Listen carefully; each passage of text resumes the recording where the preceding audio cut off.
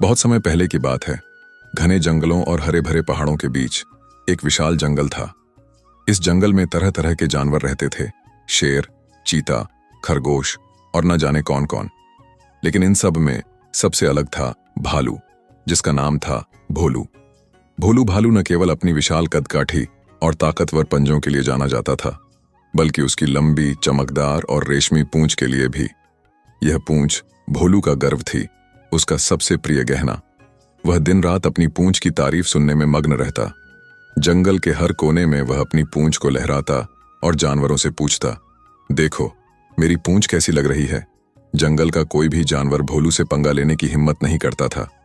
उसकी विशाल देह, तेज नाखून और गहरी गुर्राहट देखकर सभी डर जाते। इसलिए चाहे कोई कितना भी ऊब जाए, सभी कहते, वाह भोलू, तुम्हारी पूंछ तो लाजवाब है। जंगल में इससे सुंदर पूंछ किसी की नहीं। यह सुनकर भोलू का सीना गर्व से फूल जाता। वह अपनी पूंछ को और चमकाने के लिए घंटों उसे संवारता, पत्तियों से साफ करता और कभी कभी नदी के किनारे जाकर पानी में उसकी चमक देखता। लेकिन भोलू का यह घमंड उसे कई बार दूसरों की नजरों में हास्यास्पद बना देता था। जंगल की चालाक लोमड़ी, जिसका नाम था रानी, भोलू के इस व्यवहार को चुपके चुपके देखती और मन ही मन हंसती। रानी लोमड़ी न केवल चालाक थी, बल्कि वह अपनी बुद्धि और चतुराई के लिए पूरे जंगल में मशहूर थी। उसकी छोटी सी पूंछ थी, लेकिन वह अपनी चालाकी से हर मुश्किल को आसान बना लेती थी। रानी को भोलू का अपनी पूंछ पर इतराना अच्छा नहीं लगता था और वह हमेशा सोचती कि किसी दिन भोलू को सबक सिखाना पड़ेगा। आगे क्या हुआ, बने रहिए हमारे साथ।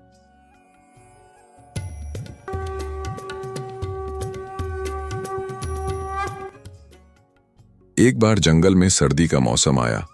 इस बार ठंड इतनी ज्यादा थी कि पेड़ों की पत्तियां तक जम गई थीं।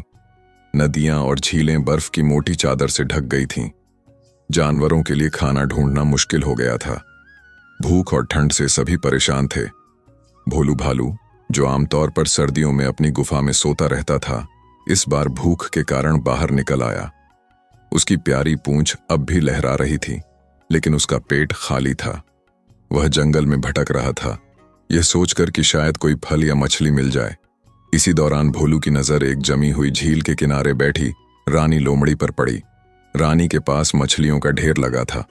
मछलियां ताजा थीं और उनकी चमक देखकर भोलू के मुंह में पानी आ गया।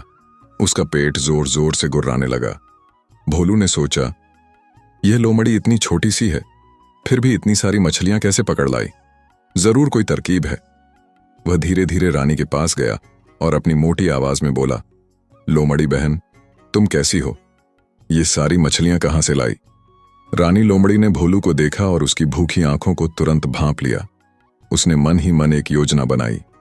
वह मासूमियत से मुस्कुराई और बोली, अरे भोलू भाई, ये मछलियां तो मैंने इसी झील से पकड़ी हैं। उसने जमी हुई झील में एक छोटा सा गड्ढा दिखाया, जहां बर्फ टूटी हुई थी।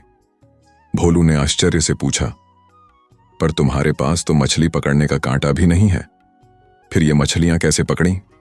रानी ने अपनी चालाकी दिखाते हुए कहा, कांटे की क्या जरूरत भोलू भाई, मैंने तो अपनी पूंछ से ये सारी मछलियां पकड़ी हैं। भोलू की आंखें आश्चर्य से फैल गईं। क्या कहा, पूंछ से मछलियां? ये कैसे मुमकिन है? उसने उत्सुकता से पूछा। रानी ने हंसते हुए जवाब दिया, अरे इसमें आश्चर्य की क्या बात है? पूंछ मछली पकड़ने का सबसे अच्छा साधन है। मेरी छोटी सी पूंछ ने तो इतनी मछलियां पकड़ लीं। सोचो तुम्हारी इतनी लंबी और शानदार पूंछ कितनी मछलियां पकड़ेगी। भोलू का गर्व जाग उठा। उसने सोचा, अगर लोमड़ी की छोटी पूंछ इतनी मछलियां पकड़ सकती है, तो मेरी पूंछ तो पूरे जंगल में सबसे ज्यादा मछलियां पकड़ेगी। उसने उत्साह में कहा, रानी बहन, मुझे भी सिखाओ, मैं भी अपनी पूंछ से मछलियां पकड़ना चाहता हूं। रानी ने तुरंत मौके का फायदा उठाया।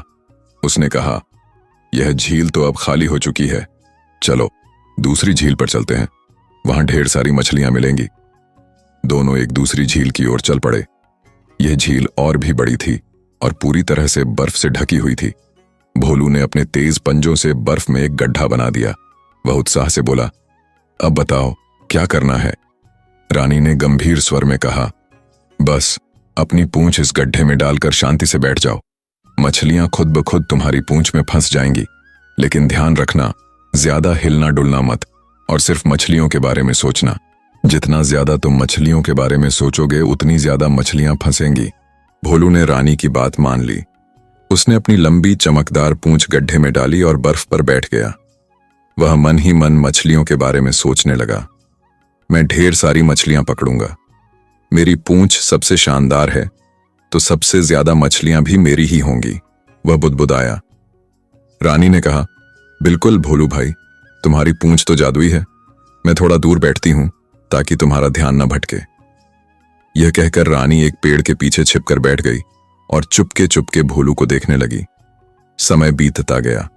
ठंड बढ़ती जा रही थी और बर्फ गिरने लगी। भोलू एक ही जगह बैठा बैठा ऊब गया। उसकी आंखें भारी होने लगीं और ठंड के कारण उसे नींद आने लगी। धीरे धीरे वह सो गया। उसकी पूंछ गड्ढे में डूबी रही और बर्फ उसकी पूंछ और शरीर पर जमने लगी। रानी लोमड़ी ने यह देखकर मन ही मन हंसी। उसने सोचा, यह भोलू तो सचमुच भोला है। अब देखते हैं यह अपनी पूंछ का क्या करता है। वह चुपके से अपने घर चली गई। कुछ घंटों बाद रानी वापस लौटी। भोलू अब भी सो रहा था। उसका पूरा शरीर बर्फ से ढक गया था और वह काला भालू अब सफेद दिख रहा था। रानी को यह देखकर बहुत हंसी आई। उसने जोर से चिल्लाया, भोलू भाई उठो, मैंने अभी एक मछली तुम्हारी पूंछ में फंसते देखी। भोलू हड़बड़ाकर उठा। उसने अपनी पूंछ को गड्ढे से बाहर निकालने की कोशिश की, लेकिन पूंछ बर्फ में जम चुकी थी। उसने जोर लगाया और अचानक एक तेज दर्द के साथ उसकी पूंछ टूट गई। भोलू ने चिल्लाकर कहा, अरे मेरी पूंछ, मेरी सुंदर पूंछ कहां गई? उसने देखा कि उसकी लंबी चमकदार पूंछ की जगह अब एक छोटी सी ठूंठ थी। वह गुस्से और दुख से चिल्लाने लगा। तभी उसकी नजर रानी लोमड़ी पर पड़ी, जो दूर खड़े खड़े हंस रही थी। भोलू समझ गया कि यह सब रानी की चाल थी। उसने गुस्से में लोमड़ी को बुरा भला कहा, तूने मुझे धोखा दिया रानी, मेरी पूंछ की वजह से तुझे जलन थी, है ना? रानी ने हंसते हुए कहा, अरे भोलू भाई, मैंने तो तुम्हें मछली पकड़ने की तरकीब बताई थी, तुमने ही अपनी अक्ल नहीं लगाई। यह कहकर रानी जंगल में गायब हो गई। भोलू अपनी छोटी सी पूंछ को देखकर रोने लगा। तब से लेकर आज तक भालू की पूंछ छोटी ही रह गई और जब भी भालू गुर्राता है, कहते हैं कि वह अपनी खोई हुई पूंछ को याद करता है। यह कहानी हमें सिखाती है कि घमंड और बिना सोचे समझे दूसरों की बात मानने से नुकसान हो सकता है। सुंदरता पर इतराने की बजाय बुद्धि और विवेक से काम लेना चाहिए। साथ ही हमें चालाक लोगों से सावधान रहना चाहिए, जो अपने फायदे के लिए दूसरों को नुकसान पहुंचा सकते हैं। भालू की पूंछ की यह मजेदार और शिक्षाप्रद कहानी आपको कैसी लगी? ऐसी ही रोचक लोक कथाएं, नैतिक कहानियां और मनोरंजक किस्से सुनने के लिए जुड़े कथा कहानी चैनल से। हमारे चैनल पर आपको मिलेंगी जंगल, गांव और परियों की दुनिया की अनोखी कहानियां, जो बच्चों और बड़ों दोनों का मन मोह लेंगी। कथा कहानी चैनल पर हर कहानी के साथ मिलता है एक नया सबक और ढेर सारा मनोरंजन। हमारे चैनल को सब्सक्राइब करें और बेल आइकन दबाएं ताकि हर नई कहानी आप तक सबसे पहले पहुंचे। आइए कहानियों की इस जादुई दुनिया में खो जाएं। कथा कहानी चैनल, जहां हर कहानी दिल को छूती है। सुनिए, सीखिए और आनंद लीजिए। फिर मिलते हैं। नमस्कार।